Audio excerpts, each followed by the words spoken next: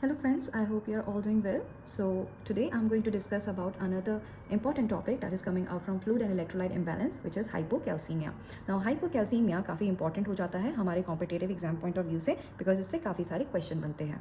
Now सबसे basic question मैं आपको आंसर करूँगी, which is hypocalcemia. That what is the meaning of hypocalcemia? तो हम hypocalcemia तब कहते हैं जब हमारा blood serum कैल्शियम की वैल्यू 9 से कम हो जाती है. So 9 mg/dl से जब हमारा ब्लड कैल्शियम होता कम है तब हम उसको हाइपोकैल्सीमिया कहते हैं.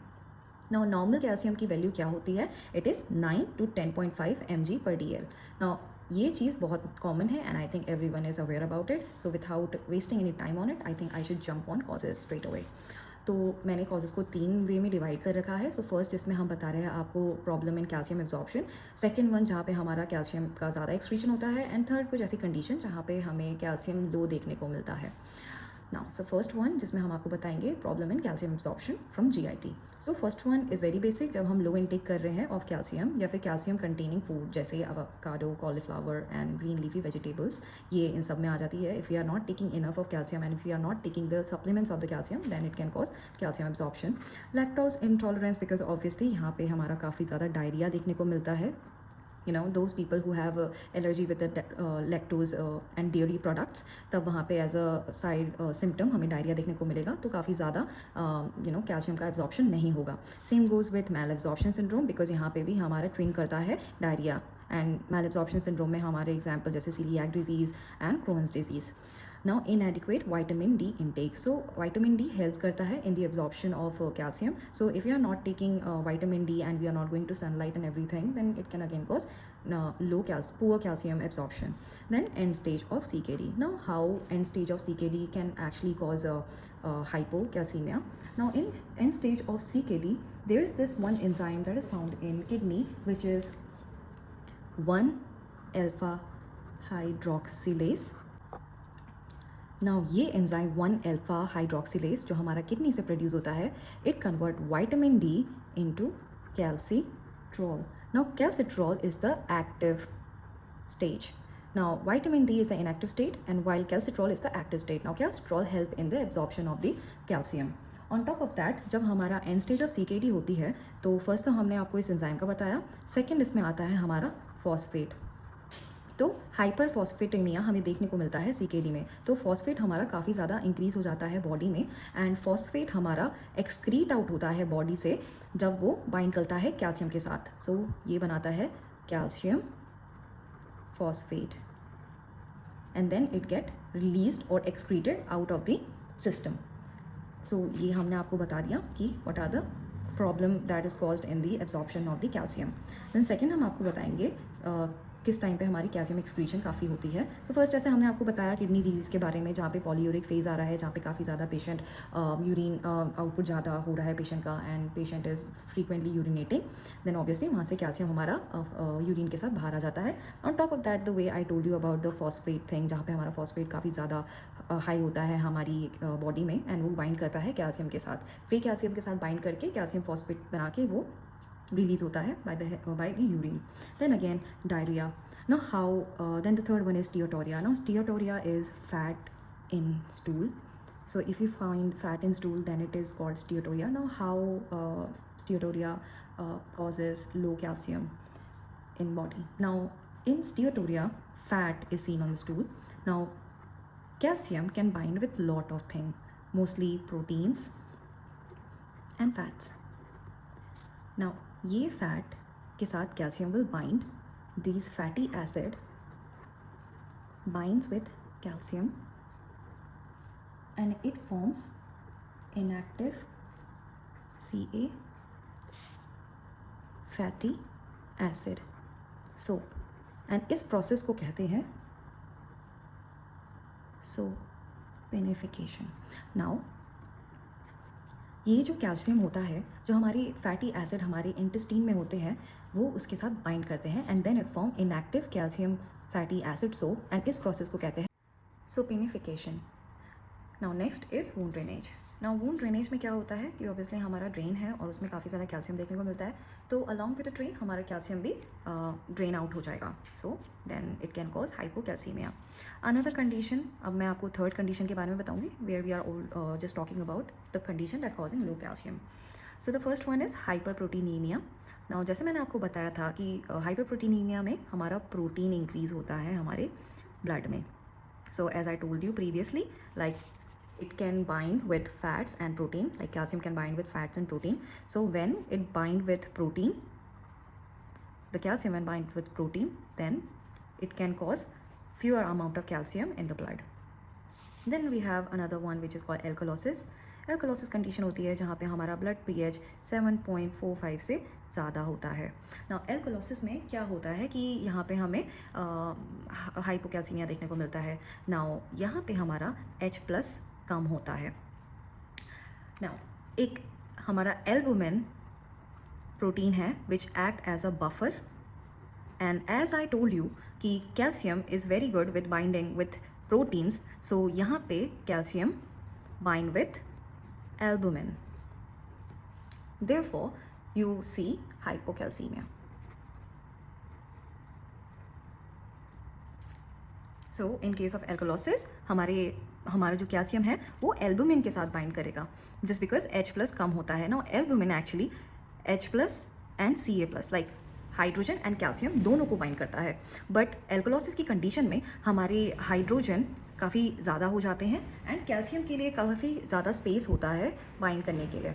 So what it does that calcium just easily bind with the albumin, because normal stage में H+ एंड कैल्शियम जो एल्बुमिन के साथ बाइंड करते हैं वो एक प्रॉपर रेशियो में होते हैं। Then there are some medicines like calcium chelators and binders. तो इसमें हमारा एग्जाम्पल आ सकता है फॉस्फेट सप्लीमेंट्स एंड बाइफॉस्फोनेट, ज़्यादातर ये ऑस्टियोफोरोसिस इन सब में दिया जाता है। सम एंटीबायोटिक लाइक टेट्रासाइक्लिन्स। तो ये सारी मेडिसिन हमारे कैल्शियम के साथ बाइंड करती है एंड कैल्शियम को एक्सक्रीट आउट कर पाती है। Then where there is a condition called acute pancreatitis. Then another one which is hyperphosphataemia. The same goes जैसे हमने आपको CKD में बताया था कि वहाँ पे हाइपोकैल्सीमिया क्यों देखने को मिलता है। Then there is something called immobility, because हम अगर पेशेंट काफ़ी टाइम के लिए इमोबाइल है देन हमारा काफ़ी ज़्यादा कैल्शियम का डीजेनरेशन होता है। Then removal of the parathyroid और हाइपोपैराथायरोडिज्म।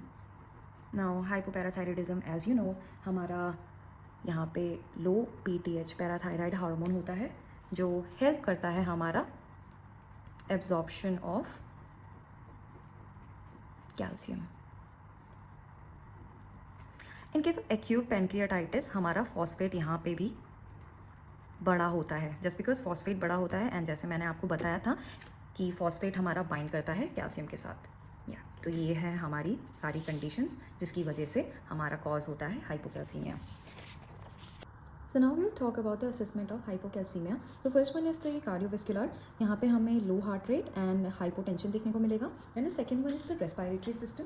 यहाँ पे ज़्यादातर कुछ अफेक्ट तो नहीं होता है रेस्पिरेटरी में, बट मोस्टली जब यहाँ मसल टेक्नी देखने को मिलती है तब it can cause respiratory failure. Now in neuromuscular system we will discuss about what is tetany. Now the first symptom that we are going to talk about is tetany. Now what is tetany? Actually it is the involuntary contractions of the voluntary muscle. So due to hypocalcemia, tetany can seen.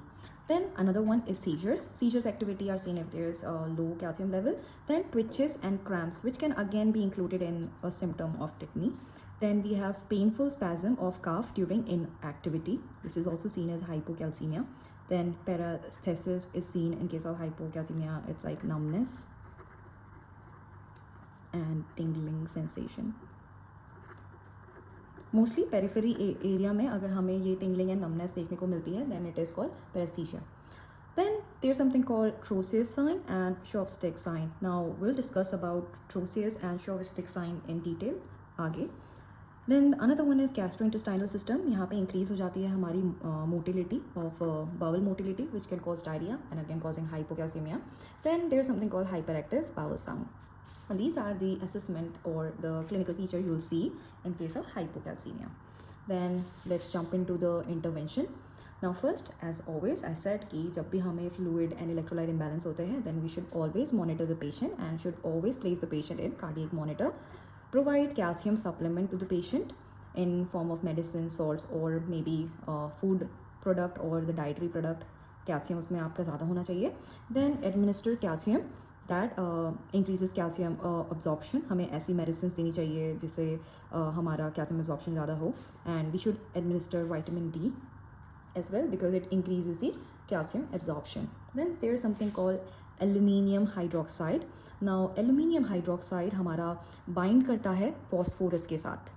जब ये bind करता है phosphorus के साथ तो काफ़ी ज़्यादा phosphorus excrete out होगा एंड इन टर्न हमारा कैल्शियम बॉडी में इंक्रीज होगा. Now phosphate is inversely proportional to calcium.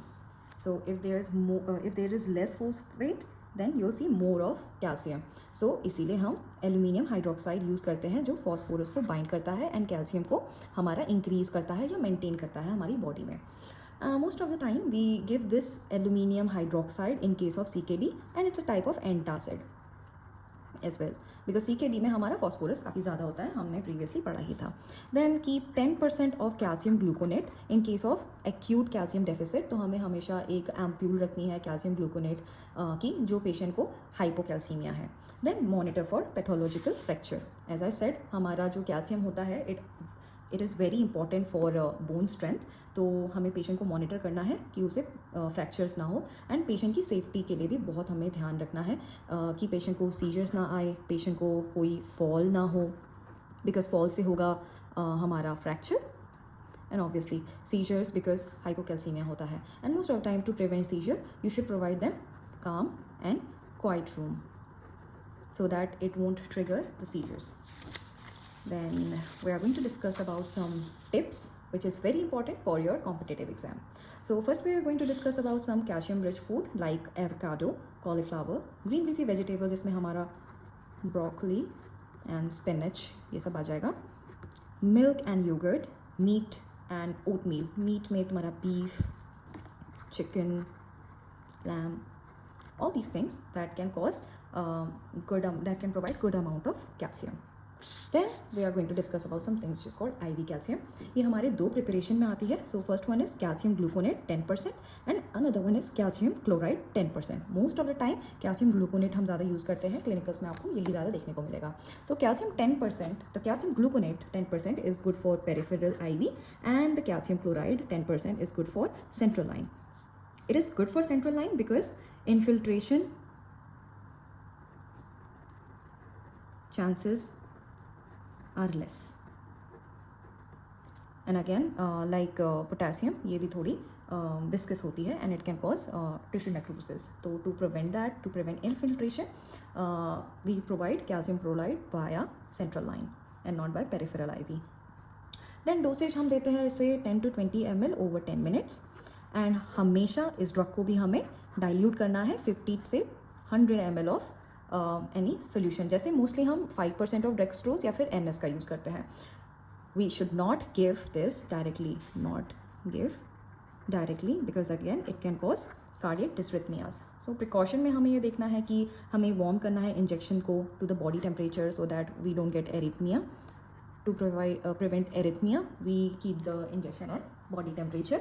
We should always monitor ECG changes because हमारी ये जो ड्रग है कैल्शियम की, it can cause some cardiac arrhythmias.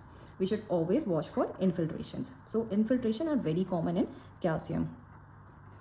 हमारे कैल्शियम ग्लूकोनेट भी चांसेस होते हैं इन्फिल्ट्रेशन के, बट कैल्शियम क्लोराइड बहुत ज़्यादा चांसेस करवाती है इन्फिल्ट्रेशन के. Then the most important thing that we talked about in neuromuscular assessment of hypocalcemia, the one is Chauvistic and the another one is Crozier sign. And ये काफ़ी ज़्यादा पूछे जाते हैं हमारे एग्जाम्स में. So first one is what is Chauvistic signs? So इसमें होता है it is performed by tapping the cheek 2 centimeter in front of the ear.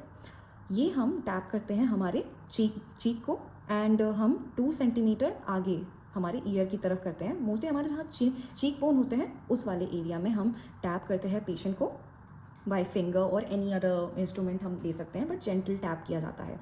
सो इसकी वजह से हम एक्चुअली यहाँ क्रेनियल नंबर 7 को हम यहाँ पे CN7 को हम यहाँ पे ट्रिगर कर रहे हैं, उसी ही स्टिमुलस दे रहे हैं। तो फेशियल नर्व जो हमारा 7 है हम उसको ट्रिगर करते हैं एंड हम इसको तब पॉजिटिव बोलते हैं जब यहाँ पे ipsilateral twitching of mouth and periorbital muscle देखने को मिलती है। सो मोस्टली यहाँ पे क्या होगा, हमारा ट्विचिंग ऑफ माउथ देखने को मिलेगा एंड पेरीऑर्बिटल मसल में हमारा ट्विचिंग देखने को मिलेगा। तो मोस्टली हमारा जो आई एरिया जिसके कहते हैं ना आंखों का फड़कना, ये चीज़ देखने को मिलेगी और पेशेंट का माउथ ट्विच करेगा, लिप वाला एरिया ट्विच करेगा। So if it is positive, अगर ये टैपिंग ऑफ द चीक करने से हमारा ipsilateral twitching and periorbital muscle में ट्विचिंग देखने को मिल रही है, तब हम उसे पॉजिटिव कहेंगे। एंड इट इज़ नेगेटिव अगर वहाँ पे कोई भी कॉन्ट्रैक्शन या फिर कोई भी फेशियल मसल में कोई ट्रिगर्स नहीं दिख रहे हैं या फिर कोई ट्विचिंग नहीं दिख रही है। So if twitching is present, then it is positive, and if there is no twitching, then it is a negative chopstick sign. So here's a visual representation of chopstick sign. Then the another one which we are going to talk about is true Swiss sign. So यहाँ पे हम क्या करते हैं, BP कफ को place करते हैं हमारे आर्म में एंड उसको फिर हम इन्फ्लेट करते हैं। हम उसे सिस्टोलिक BP से ज़्यादा लाइक 2 से ज़्यादा हम यहाँ पे हम इन्फ्लेट करेंगे एंड उसको हम रिमेन करेंगे फॉर 2-3 मिनट के लिए हम रुकेंगे। सो हमें BP कफ लेना है, पेशेंट की आर्म में उसे इन्फ्लेट करना है and then we wait for 2 to 3 minute. Now if flexion of wrist, thumb, metacarpophalangeal muscle joints and extension of the finger is seen, then it is positive. So इस चीज़ को हम कार्पोपीडल spasm भी कहते हैं। सो मैं आपको इसको पिक्चर के फॉर्म में दिखाऊंगी that what is called carpopedal spasm.